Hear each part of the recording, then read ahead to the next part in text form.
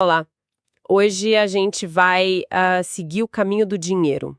Vamos lá. Com a reforma tributária, o mapa que leva os impostos, sabe, do nosso bolso até a prefeitura, o governo do estado, ele foi totalmente redesenhado. Totalmente. E usando aqui um compilado de anotações, de esquemas que a gente tem, nossa missão é entender esse novo mapa, quem ganha, o que muda, quais são as novas regras do jogo. E é um mapa, assim, bem complexo, Imagino. porque mexe com o poder, né? Mexe com a capacidade de investimento de cada canto do Brasil, a forma como o bolo tributário é dividido entre União, estados e municípios, Uhum. afeta diretamente se vai ter asfalto na rua, se vai ter médico no posto de saúde. Sim, o serviço que chega na ponta. Exato. O que a gente vai fazer aqui é focar nesses detalhes práticos, nessa nova engenharia financeira. Perfeito. Então vamos começar pelo dinheiro que, em tese, chega mais rápido.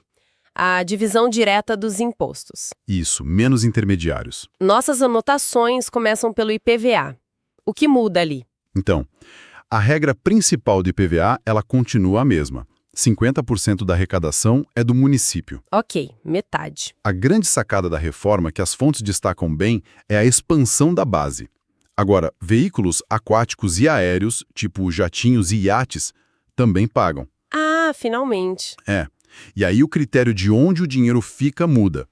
Para o seu carro, o imposto vai para a cidade onde ele está licenciado. Certo. Para um jatinho, o dinheiro vai para a cidade onde o proprietário tem o domicílio dele. Ah, isso é bem interessante. Te evita aquela manobra de registrar o helicóptero numa cidadezinha com alíquota menor. Exatamente essa a ideia. E o ICMS, que está naquela transição super longa, como fica a parte que vai para os municípios? O dinheiro para município fica em 3 unidades. Cada estado decide como vai dividir esse 50%. Para os municípios em Tocantins, o dinheiro vai todo para o sistema de saúde. Para o proprietário, o dinheiro vai para a cidade onde o proprietário tem o domicílio dele. A regra geral se mantém.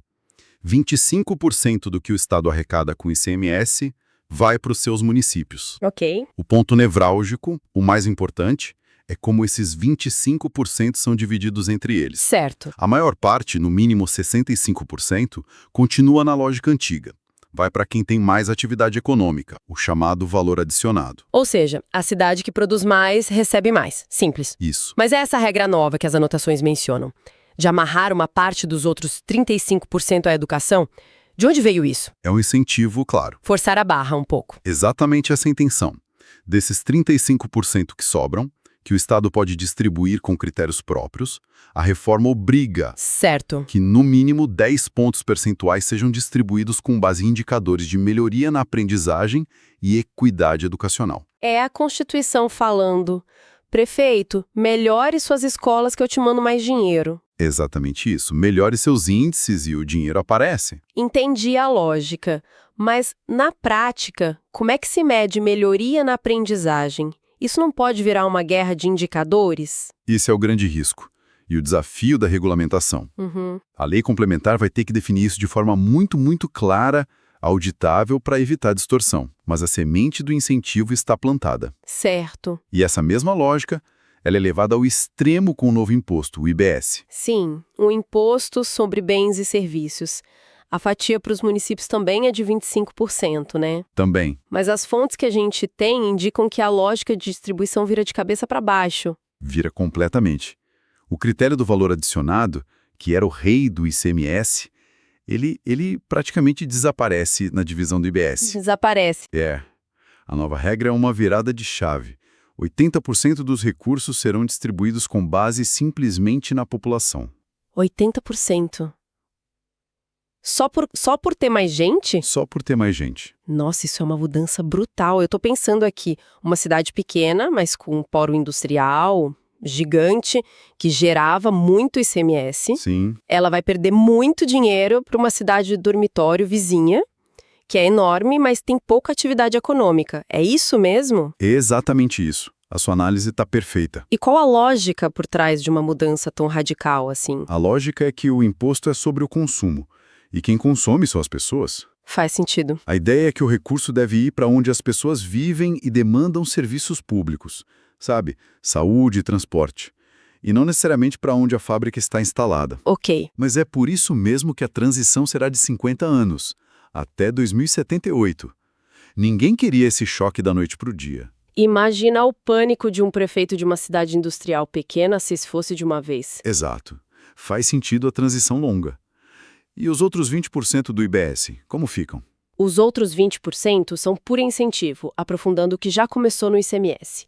10% para indicadores de melhoria na educação. Ok, o dobro do incentivo do ICMS? Isso. 5% para indicadores de preservação ambiental, o que é uma novidade total. Ah, interessante. E os últimos 5% são divididos em partes iguais para todos os municípios do estado. É uma espécie de piso para os menores. População, educação, meio ambiente e igualdade. Nesses esquemas aqui tem até um mnemônico, né?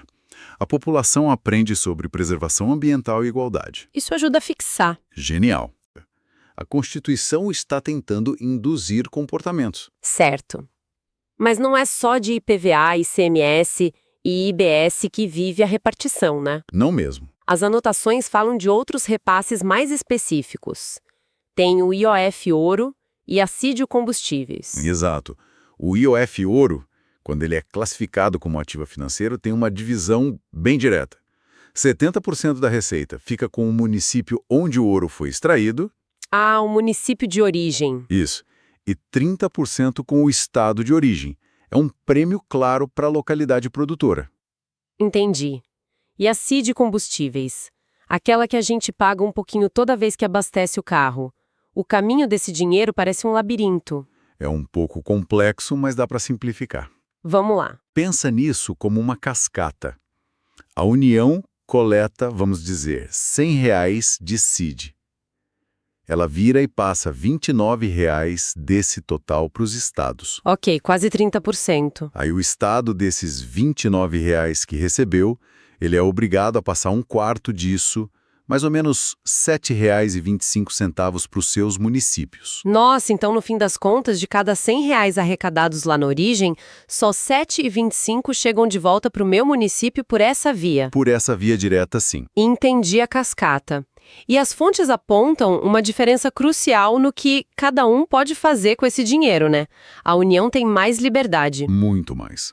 A União pode usar a parte dela para subsidiar o preço da gasolina, financiar projetos ambientais, investir em estradas e, uma novidade da reforma, subsidiar tarifas de ônibus e metrô. Um cardápio amplo. Já o Estado, quando recebe a fatia dele, tem bem menos opções. Ele só pode usar o dinheiro para a infraestrutura de transportes e para o subsídio de tarifa de transporte público. Só isso. Só. As outras finalidades são exclusivas da União. Certo. Agora vamos para dois nomes que todo prefeito no Brasil conhece muito bem. FPE e FPM. A espinha dorsal. Para quem não vive isso no dia a dia, por que esses fundos são tão importantes? É tipo o salário do município. É uma analogia ótima. Para mais da metade dos municípios brasileiros, o FPM, o Fundo de Participação dos Municípios, é a principal, se não a única fonte de receita livre. A única. Para muitos, sim. É o dinheiro que paga a folha, o custeio da máquina. Sem ele, a prefeitura simplesmente não funciona. E o mesmo vale para muitos estados com o FPE. Entendi. E a reforma mexeu na base de cálculo desses fundos? Nossas anotações destacam isso como uma pegadinha. Exato. A base de cálculo, ou seja, o bolo de onde saem as fatias do FPE e FPM, era a arrecadação da União com o imposto de renda e IPI. Certo. Agora o bolo cresceu.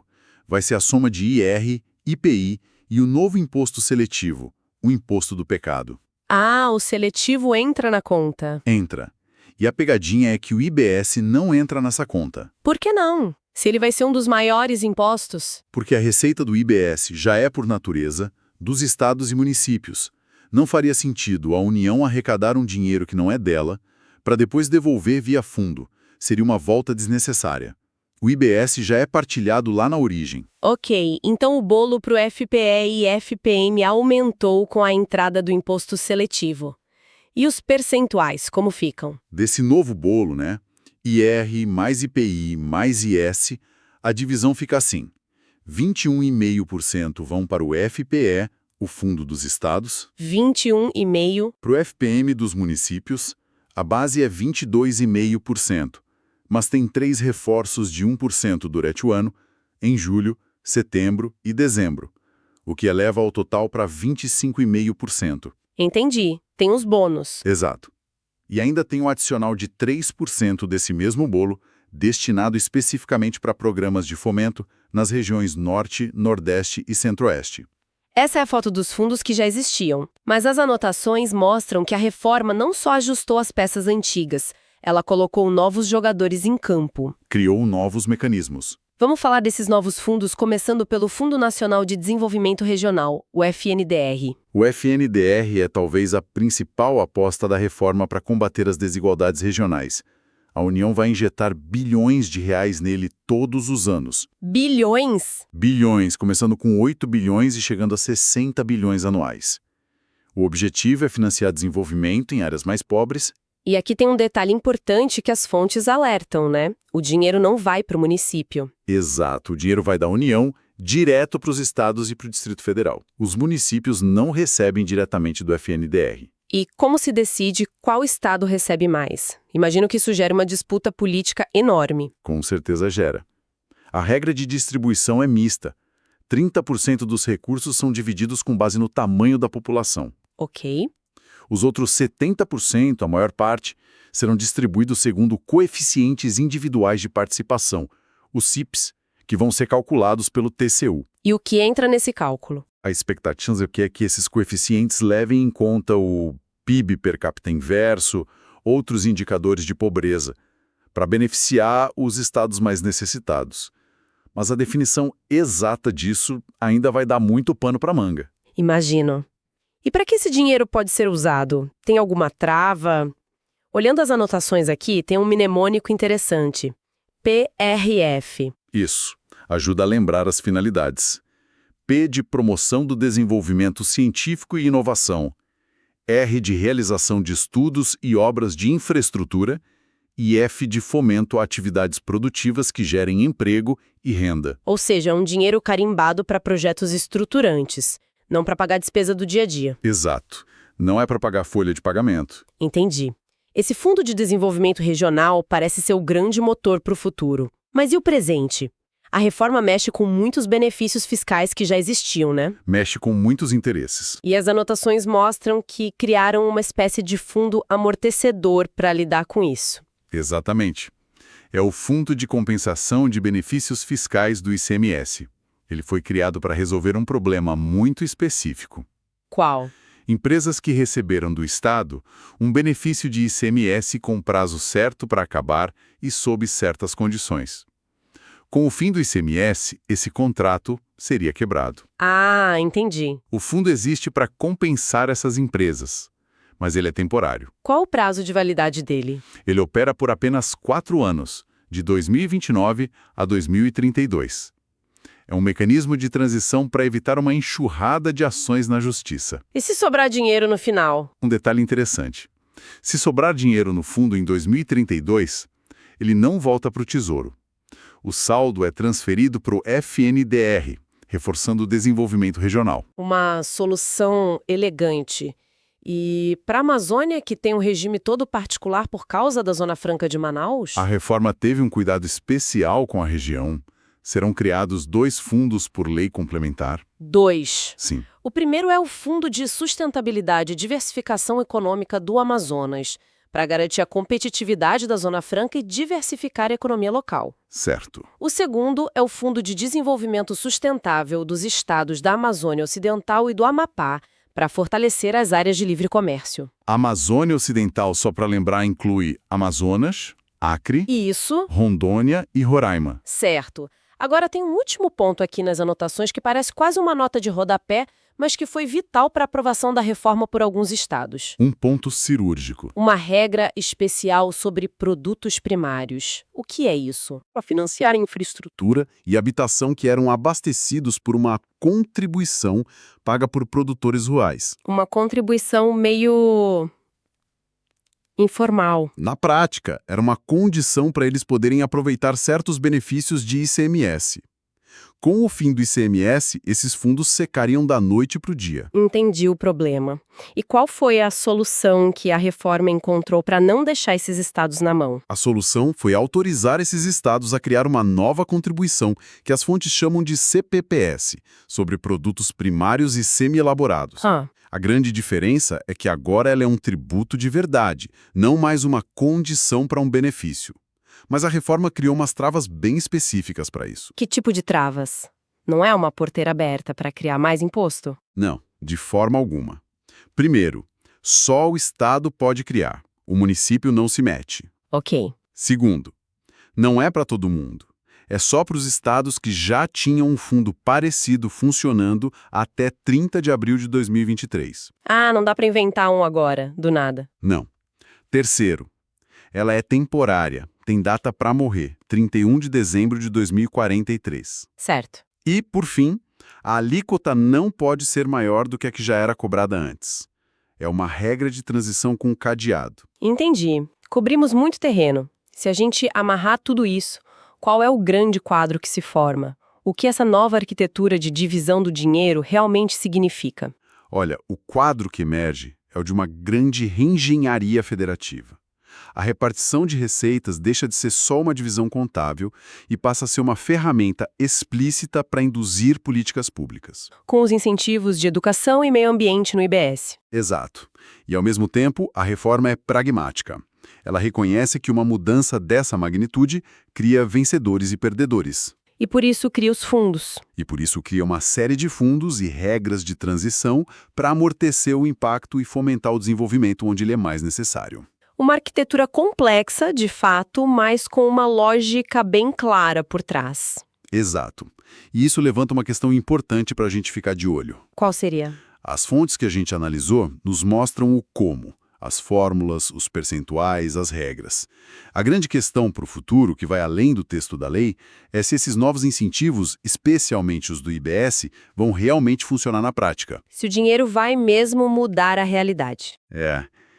Será que um prefeito vai de fato investir mais e melhor em educação para ganhar 10% ao mais do bolo? Ou será que a gente vai ver uma corrida para maquiar indicadores? As regras estão no papel, mas o teste real será ver se essa nova engenharia financeira vai conseguir de fato moldar as políticas públicas na direção desejada.